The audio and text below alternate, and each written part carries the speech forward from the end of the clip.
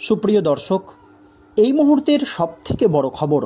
দর্শক, এবার ভারতের সংবিধান নিয়ে নজিরবিহীন ঘোষণা করলেন সুপ্রিম কোর্টের নয়া প্রধান বিচারপতি জাস্টিস গভাই। আর প্রধান বিচারপতির এই পদক্ষেপে খুশি গোটা দেশের মানুষ।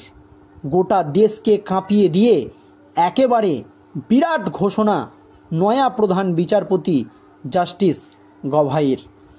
দর্শক, আপনারা জানেন সুপ্রিম কোর্টের প্রধান বিচারপতি পদে জাস্টিস খান্না থাকার সময় একাধিক বিষয় নিয়ে কেন্দ্র এবং সুপ্রিম কোর্টের মধ্যে দ্বন্দ্ব দেখা গিয়েছে।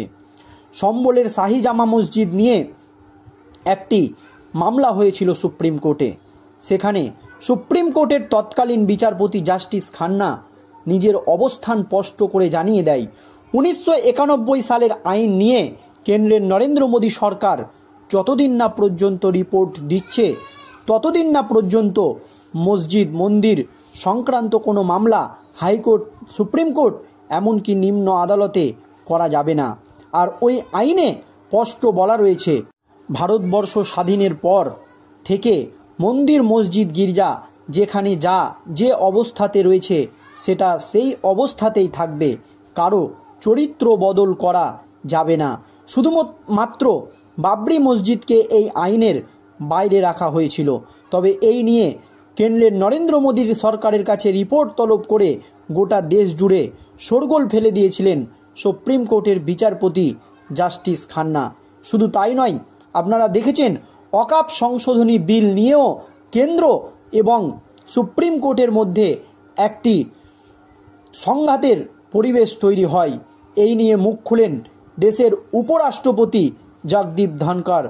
শুধু তাই নয়, কিছুদিন আগেই দেশের রাষ্ট্রপতি দ্রৌপদী মুর্মু 14 দফা প্রশ্ন সুপ্রিম কোর্টের কাছে রাখে এবং সেই প্রশ্নের উত্তর জানতে চাওয়া হয়। আর এই আবহে অবশেষে ভারতের সংবিধান নিয়ে একেবারে নজিরবিহীন ঘোষণা প্রধান বিচারপতির। আর বিচারপতির এই পদক্ষেপে খুশি একেবারে গোটা দেশের মানুষ। চরম ঘোষণা করে দিলেন সুপ্রিম কোর্টের বর্তমান প্রধান বিচারপতি জাস্টিস গভাই। তিনি কি জানিয়েছেন দর্শক শুনুন। বিচার বিভাগ না আইনসভা, সবার উপর কে রয়েছে তা নিয়ে বিতর্কের মাঝে এবার স্পষ্ট বার্তা দিলেন সুপ্রিম কোর্টের প্রধান বিচারপতি বি.আর. গভাই। শীর্ষ আদালতের নতুন বিচারপতি জানান, বিচার বিভাগ বা আইনসভা নয়, সকলের ওপরে রয়েছে দেশের সংবিধান। সংবিধানের অধীনে থাকা প্রতিটি স্তম্ভকে একসঙ্গে কাজ করতে হবে। সম্প্রতি তামিলনাড়ু সরকারের একটি মামলায় রাষ্ট্রপতিকে নির্দিষ্ট সময়ের মধ্যে বিল নিয়ে সিদ্ধান্ত নিতে বলে সুপ্রিম কোর্ট। শীর্ষ আদালতের ওই মন্তব্যের পর থেকেই বিতর্ক দানা বাঁধতে শুরু করে। অসন্তোষ প্রকাশ করেন দেশের উপরাষ্ট্রপতি তথা সংসদের উচ্চকক্ষের চেয়ারম্যান জগদীপ ধনখড়।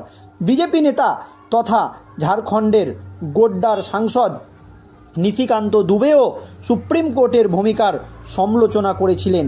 এই আবহে শীর্ষ আদালতের নতুন বিচারপতির মন্তব্য যথেষ্ট তাৎপর্যপূর্ণ বলেই মনে করছে বিশেষজ্ঞ মহল। মুম্বাইয়ের মহারাষ্ট্র এবং গোয়া বার কাউন্সিলের আয়োজনে একটি অনুষ্ঠানে বক্তৃতা করছিলেন প্রধান বিচারপতি গভাই। আইনি খবর পরিবেশনকারী ওয়েবসাইট লাইভ ল অনুসারে ওই অনুষ্ঠানে প্রধান বিচারপতি বলেন, বিচার বিভাগ না সাংসদ না নির্বাহী বিভাগ, সর্বোচ্চ স্থানে কে রয়েছে যদি এই প্রশ্ন করা হয় তবে আমি বলবো শুধুমাত্র দেশের সংবিধানই সকলের ওপরে রয়েছে। দেশের 3টি স্তম্ভ, বিচার বিভাগ, সংসদ এবং নির্বাহী বিভাগকে সংবিধানের জন্য একসঙ্গে কাজ করতে হবে। শীর্ষ আদালতের তৎকালীন প্রধান বিচারপতি সঞ্জীব খান্নার সময়ে সুপ্রিম কোর্ট এবং সংসদকে ঘিরে এই বিতর্কের সূত্রপাত হয়েছিল। তিনিও বিতর্কের আবহে এই একই অবস্থান জানিয়েছিলেন। তৎকালীন প্রধান বিচারপতিও জানিয়েছিলেন সকলের ওপরে রয়েছে সংবিধানই। বস্তুত বিজেপি সাংসদ নিশিকান্তের মন্তব্যের জন্য সুপ্রিম কোর্টের স্বতঃপ্রণোদিত হস্তক্ষেপের আর্জিতে একটি জনস্বার্থ মামলা দায়ের হয়েছিল। তবে তৎকালীন প্রধান বিচারপতি খান্না সেই মামলা খারিজ করে দিয়েছিলেন। রবিবার মুম্বাইয়ের ওই অনুষ্ঠানে সুপ্রিম কোর্টের প্রধান বিচারপতি বলেন, সংবিধান সংশোধনের ক্ষমতা আছে সংসদের, কিন্তু সংবিধানের মৌলিক কাঠামোয় হাত দিতে পারে না সংসদ। সংবাদ সংস্থা পিটিআই অনুসারে তিনি জানান, মৌলিক কাঠামো বলতে বোঝানো হচ্ছে সংবিধানের কিছু মৌলিক বৈশিষ্ট্য, যেমন সংবিধানের সর্বোচ্চ স্থান, আইনের শাসন এবং বিচার বিভাগের স্বাধীনতা। এগুলি সংবিধানকে সংশোধনীর মাধ্যমে পরিবর্তন করতে পারে না সংসদ। প্রধান বিচারপতি বলেন, সংবিধানের তিনটি স্তম্ভ, আইনসভা, নির্বাহী বিভাগ এবং বিচার বিভাগ, প্রতিটি সমান। সংবিধানের প্রতিটি স্তম্ভকে অবশ্যই একে অন্যের প্রতি যথাযথ সম্মান দেখাতে হবে। সংবাদ মাধ্যম এনডিটিভির প্রতিবেদন অনুসারে রবিবারের ওই অনুষ্ঠানে মহারাষ্ট্রের মুখ্য সচিব, মহারাষ্ট্র পুলিশের ডিজি এবং মুম্বাই পুলিশ কমিশনার উপস্থিত ছিলেন না।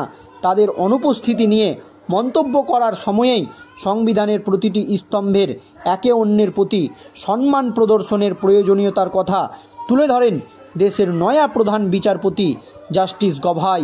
আর তার এই মন্তব্যের পর গোটা দেশ জুড়ে নতুন করে শোরগোল পড়ে গিয়েছে। তিনি একেবারে স্পষ্ট জানিয়ে দিয়েছে, বিচার বিভাগ না আইনসভা, সবার ওপর কে রয়েছে তা নিয়ে বিতর্কের মাঝেই এবার স্পষ্ট একেবারে বার্তা দিলেন সুপ্রিম কোর্টের নয়া প্রধান বিচারপতি জাস্টিস গভাই।